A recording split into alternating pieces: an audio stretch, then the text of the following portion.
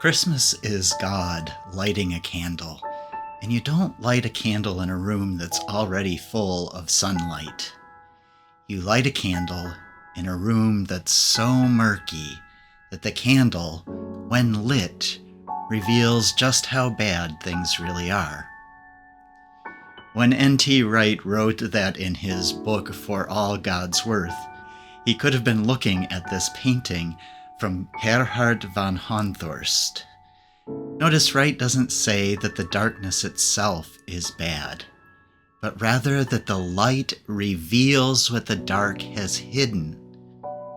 When I was in seminary, my professor of New Testament pointed out to us that light and dark in the Bible are not the light and dark of Star Wars. This is not good versus evil. Rather, darkness is that which is unknown, unrevealed, and uncertain, while light makes things visible, seen, and understood. Darkness may hide evil acts, but it is not itself evil. And light is not so much goodness as it is that which helps us and shows us the way to God. As in Psalm 119, verse 105, "Your word is a lamp to my feet and a light to my path." This is important to remember when we look at our painting for the day. In it, the darkness is almost overwhelming, but this is not a world where evil is omnipresent and threatening. Rather, this is a darkness of unseeing, of the world being unaware of what is happening, a darkness of secrets. Into this darkness comes Christ, the light of the world, a candle placed into the world so that we can see and understand. The child is literally the light source in the painting. He is the revealer of God, the one who shows the way, the guide for our lives. One wordless prayer I learned long ago was to simply imagine the light of God shining on whatever I am praying for. It is especially helpful when I am not sure what to pray for. I picture the light, warm and healing, comforting and restoring, surrounding the scene. I remind myself that Christ is present in that place, revealing what needs to be done. It's not a prayer I use frequently, but when I do use it, it is helpful to me. I will guide us to use that prayer later. But for now, listen as we center ourselves in Luke chapter 2, verses 15 through 18. When the angels had left them and gone into heaven, the shepherds said to one another, "Let us go now to Bethlehem and see this thing that has taken place, which the Lord has made known to us." So they went with haste and found Mary and Joseph and the child lying in the manger. When they saw this, they made known what had been told them about this child, and all who heard it were amazed at what the shepherds told them.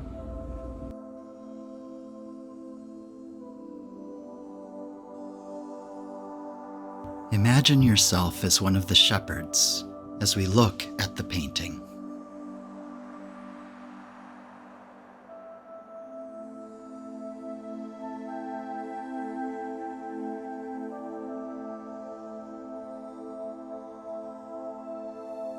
As you stand there, what are you thinking about?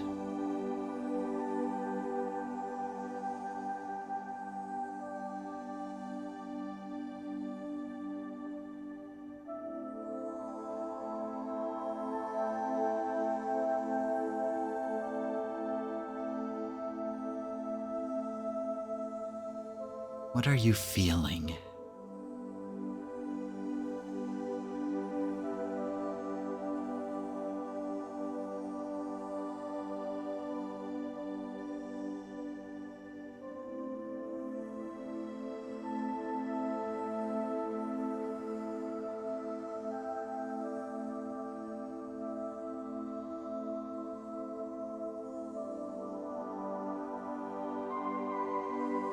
Where do you need the light of guidance or the light of revelation in your life?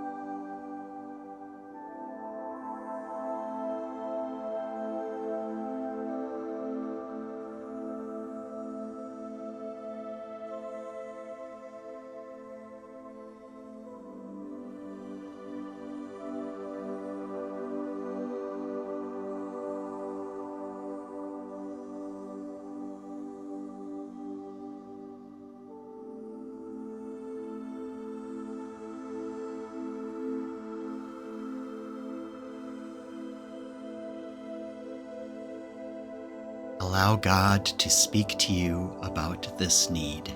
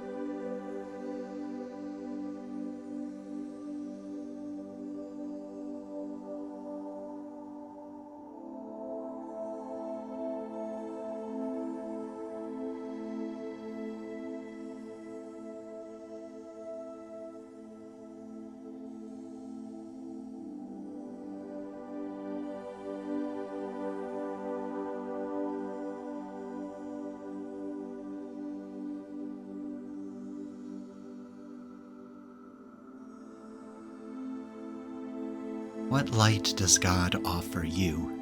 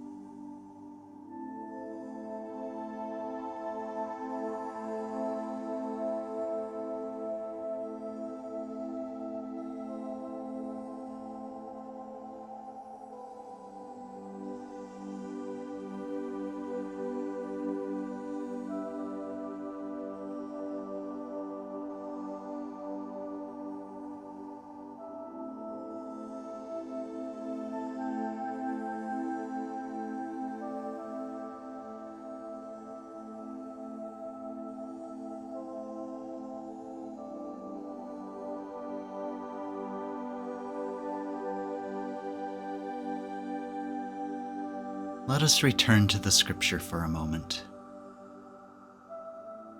This time I invite you to try to listen between the lines. Rather than focusing on the story, listen for how God is revealed, and listen to see if these words add to what God has been saying to you.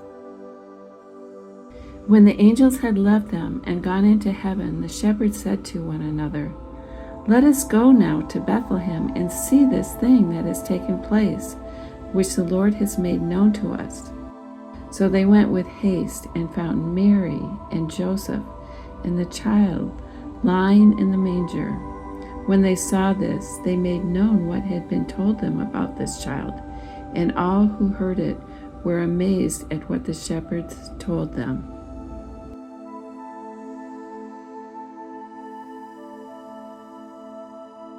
What more has God revealed to you?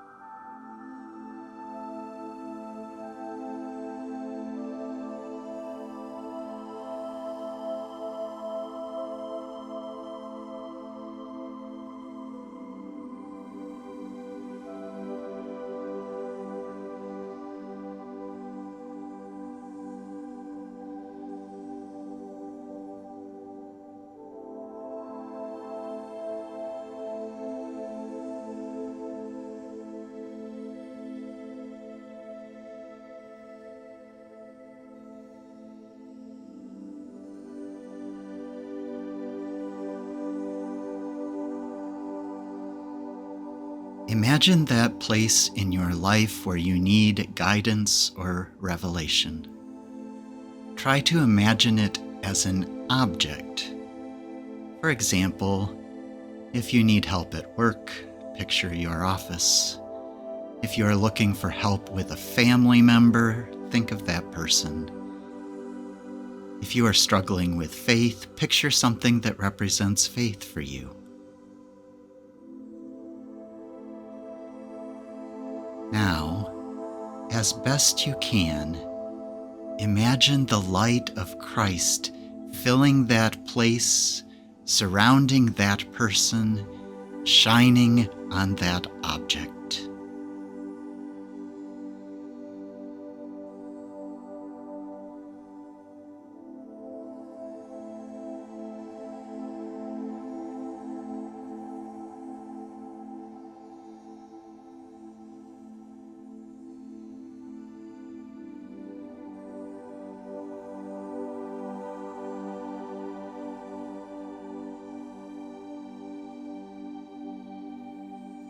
The light is warm and comforting, healing and restoring, guiding you and others.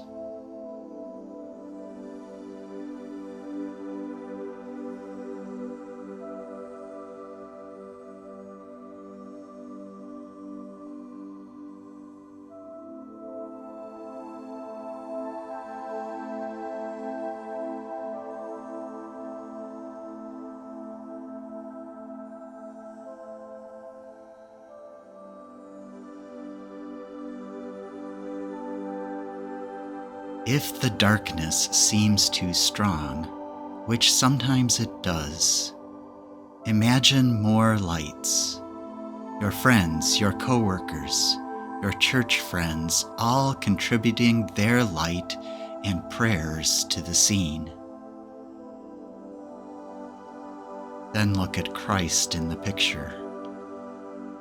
His light joins with all the others.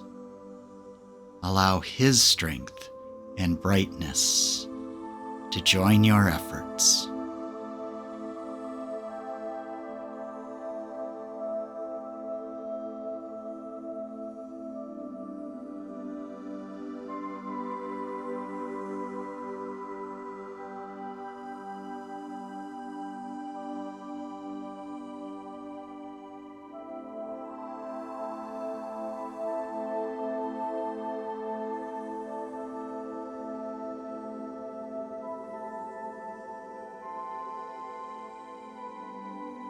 Take a break from your imagining and simply sit again with the painting.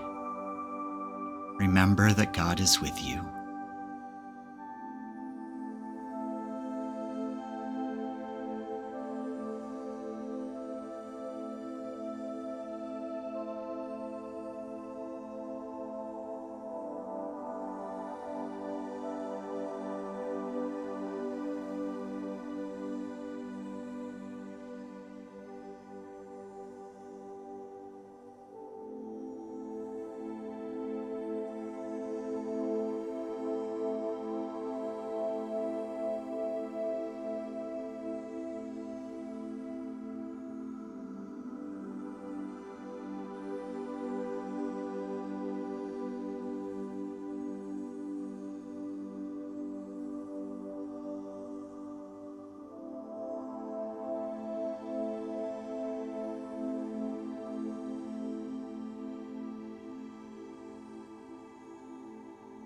What further words or guidance does God offer you?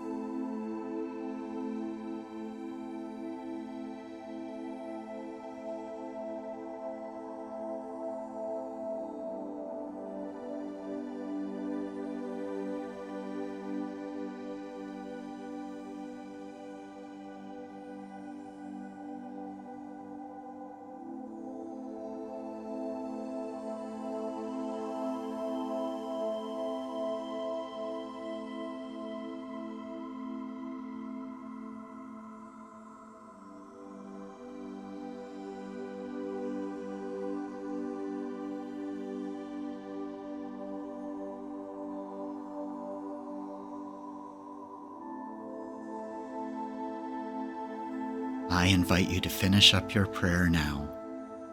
Know that you can continue to imagine the light of Christ present whenever and wherever you need. And take a deep breath as we draw in God's presence.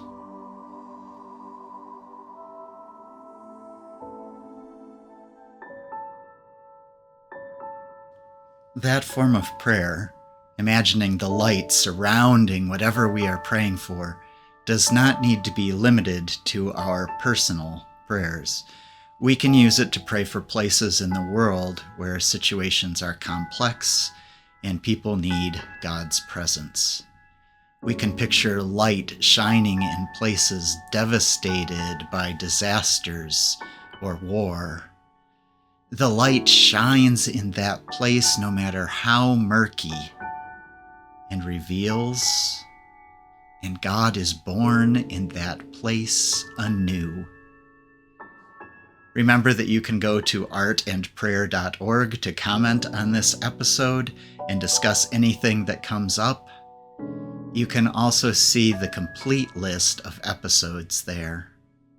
Until next week, be blessed.